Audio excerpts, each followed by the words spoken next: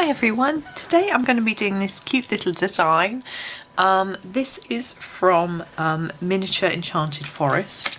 And I'm going to be using the Bambino colouring crayons. Now I have only experimented with these once, so I thought it might be fun to have another go. So I'm just going to sort of get stuck in really. They're in a bit of a strange order in the container, so I'm just going to grab firstly a couple of greens. I can't tell you the colours, they haven't got colour names, they've just got animals on them, but I'm going to use the dark and the light. There's only the two, and what I'm going to do with the dark is mark out the areas of the leaves that I want to be darker, so and then put the lighter colour on after. Now I've used these once, and so I'm interested to see how they've kept their point and how easy they are to do this sort of very intricate detail. I mean, I am going out of the lines a bit. I'm not the best person to test for this because I'm not good at staying in the lines, but I usually like a really sharp pencil, and these aren't that sharp. You can sharpen them, but I haven't tried that yet, so. And I don't really know what size of hole or sharpener because they seem thinner to me than a pencil. Let's see, there's a crayon, there's a normal pencil. It's a little bit thinner, isn't it? Just a tad. Okay, so we're going to carry on down here with this leaf. Now I found these very vibrant, which is lovely, and very easy to blend. And the reason that I got them, actually it was my birthday and my husband offered to get them for me, and his reasoning was because he wanted to try them. I'm going in with my light now and finishing them off. I'm going to go over a little bit of the dark just to sort of blend it all together really. He wanted to try them out himself, so he bought them for me, but if he doesn't get in soon I may have locked them away. No, I'll let him have a go. He'll probably have a go on a weekend. I don't know what day this video is going to go out, so I'm not sure whether it's a weekend or not, so whether that's the appropriate thing to say, but he tends to do his art on the weekends because he's at work in the week, and by the time he gets home it's quite late. He's a bit tired, so he usually just wants to watch a film or something. Whereas for me, colouring, I can do it when I'm tired and when I'm not. Can't make videos when I'm tired. I did one once and I think I whitter away as it is, and crikey, I was just like talking slower and slower like this and nodding off to sleep. There, I rather like that effect. It's blended in really prettily. What I'm going to do for this leaf is actually use this green, light green, and then do a yellow on the end and see how that works. Got a very fine stem to do, but I think I'm confident I can do it quite well. Look at that. So I'm going to do a harder layer of light green at the bottom. Not that you need to press hard. I'm really quite keen to try this on a big page for a background really, and see what I could get. I think it'd take a while though, because although it feels like they're covering a lot of area, they are small, and I am using a really small book. I'm going to fade this off towards the tip. I want to have some green on the page because I don't want it to look yellow, I just want it to look lighter. I hope that makes sense. And we've got this little one here to do similar way, so dark to light. And here, oh, I'm never going to get in that little bit. I made a mess. Never mind. I wonder if a bit of sandpaper would be better for sharpening these. Not sure. Okay, we've got two yellows. We've got a browner yellow, but I'm going to use the really vibrant yellow. This one, this is the lightest yellow. Oops, I just knocked my paperweight. I've got a paperweight on the book to try and keep it down. I just knocked it off. There we go. There's a bit of yellow in here. And see how I often find yellows are difficult to blend in. I think that's working quite well. I'm not going to go all the way down to the bottom with that one.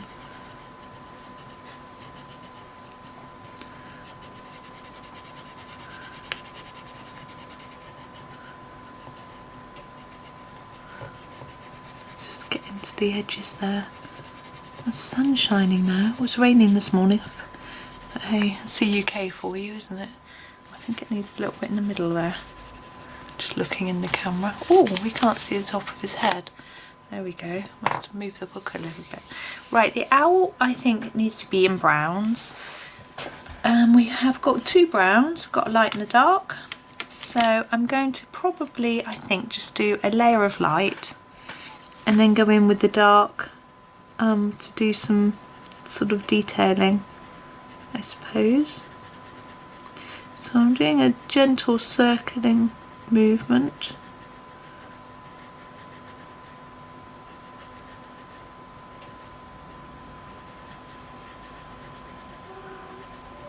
I'm going to leave the beak.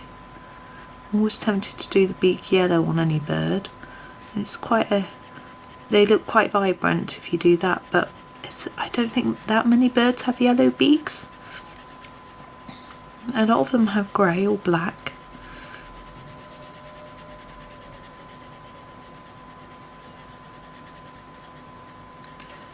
There we go.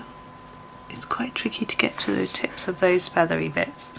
Right, the dark brown now, and we'll go, let me think, we'll do the tips of the ears. We'll do a little bit in here. We'll do these bits. What are they, eyebrows? Don't know. It's a bit under here.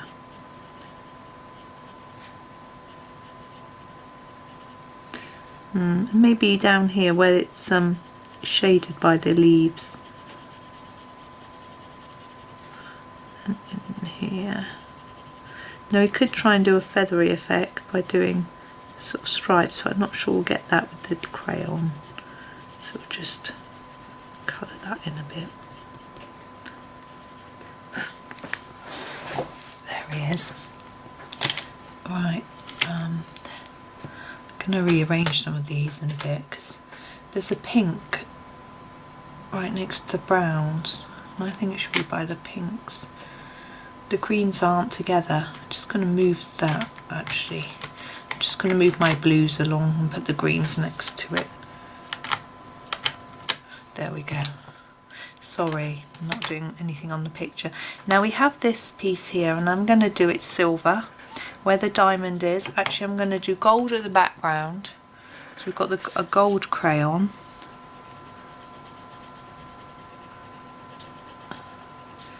And then a silver on the diamondy bit, because I can't make it look like a diamond or a jewel or whatever. So I'm just going to make it silver. Be fun. That's quite a thick layer, isn't it?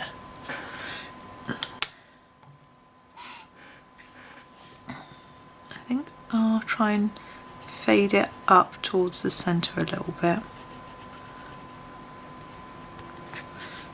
We didn't get a lot of space, did we? Right, I'm going to do the centre of the flowers next, and I'm going to go in with this darker yellow at the bottom.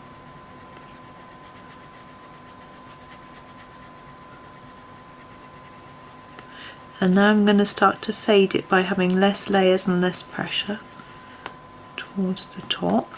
And the same on this one, so dark at the bottom, pushing down harder and covering with more layers. And less as I go up.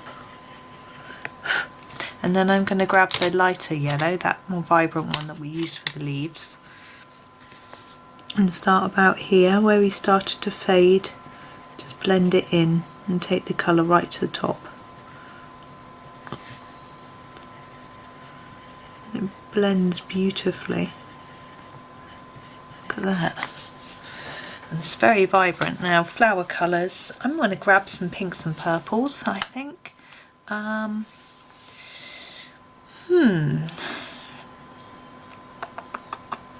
Okay, I'm just looking, sorry, I'm looking at what I've got. Yes, I'm going to do this pink first. This is the pink which has got the a dolphin, whale, not sure, on it, and I'm going to do this top layer here. What I'm going to try and do is do it lighter in the centre and fade it out towards the tip. I don't know how easy that's going to be with the crayon and in this little space, but it's what I'm going to try. I'm not confident I could get that good an effect with a pencil, to be honest, in this little space. So I'm just checking my head isn't in camera. I'm getting really close to the page. When it's little, I have to get a bit closer to see. I'm so used to having such good close vision, and as I'm getting a bit older, it's starting to not be as good. I've got my bifocals, but they're just not quite sharp enough. I have been looking into getting some magnifying glasses. I understand you can get some that fit over the top of glasses you wear already, and I think that could be an interesting look. But I think it could be really useful. But I think I've said this before, but my fear of magnifying too much would just mean that I could see all my mistakes, and it might not actually improve my colouring very much because I'm not very good at staying in the lines anyway. There we go. And now I'm going to go for this much darker shade of pinky purple for the bottom layer of petals. I'm going to try the same technique by doing it lighter at the end of the tip of the petal. See if we can get that to work. I think we can.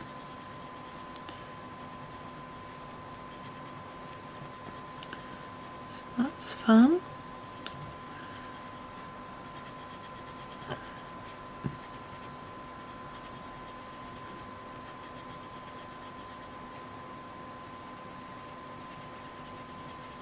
Sorry, I'm being a bit quiet. It takes a bit of concentration with this little space. But anyway, I hope everyone's well and doing okay. It's coming up to our summer now, which is the time of year that well, it is summer. It's the time of year that I'm not so keen on. I don't like the hot weather. But fortunately in the UK we don't get that many hot days. But when we do, it tends to be quite humid, which isn't too pleasant. But I put up with it because I love the spring, the winters and the autumns. So I think autumn's my favourite time because I know we're not going to have any more hot days and the leaves change colour and it's also pretty. I'm not sure how well these two colours go together. Now I'm coming around this circle, but hey ho.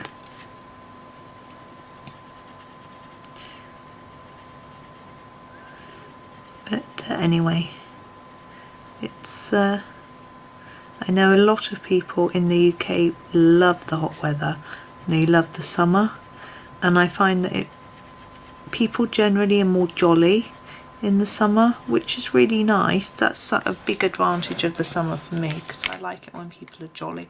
We've got two purples now. I think I'm going to use one for the petals and then one for these little circular blobs, for want of a better word. So this is the camel one that I'm using for the petals.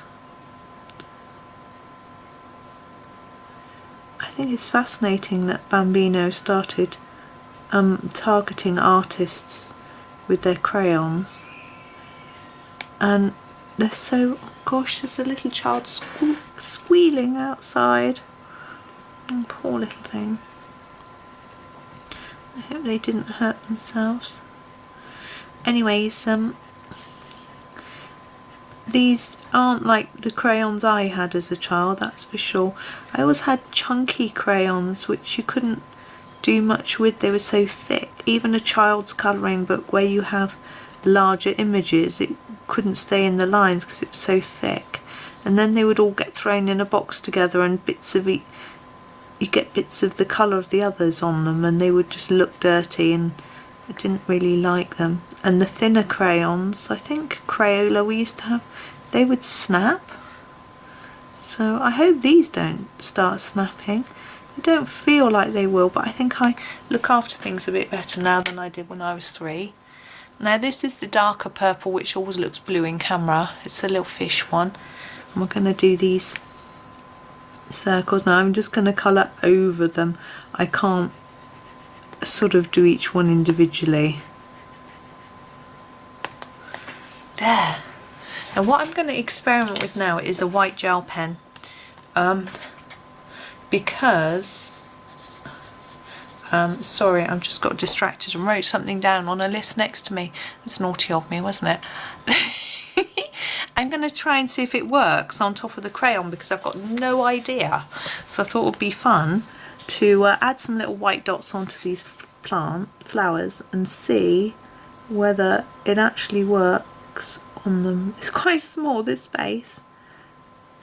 Well, it's definitely working, sitting on there.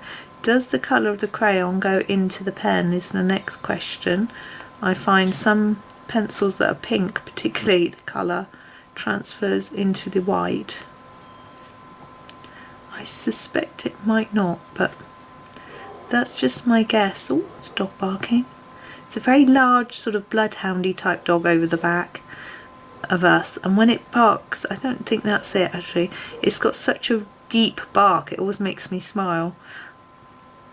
And to be honest, I'm not a big fan of dogs in that I'm frightened of them, having been I don't think attacked is the right word at all, approached by a very boisterous dog as a child that knocked me flat on the floor, and ever since then I've just been very scared. And I know not all dogs are like that, and it's just a thing. It's a phobia. It's like spiders and things. So I'm just not. I just get jumpy. Wow, that's taken that so well. I'm gonna do a few little highlighty lines on our diamond as well. And what I'm going to try and do is, because this is slightly easier, just take off my paperweight. Sorry, see if I can get the light to shine on the gold and silver. No, it's not. It's all there. You can see the slightest bit of shine, and you can see that the rest of the crayon is very matte, so it's just slightly shiny, so you get the tiniest bit of shine. But it's interesting that that gold and silver. But there we go. I really enjoyed doing that one. It was great fun, and I do love these little crayons. They're just super fun. So I hope that was fun for you as well. And thank you very much for watching, and happy colouring.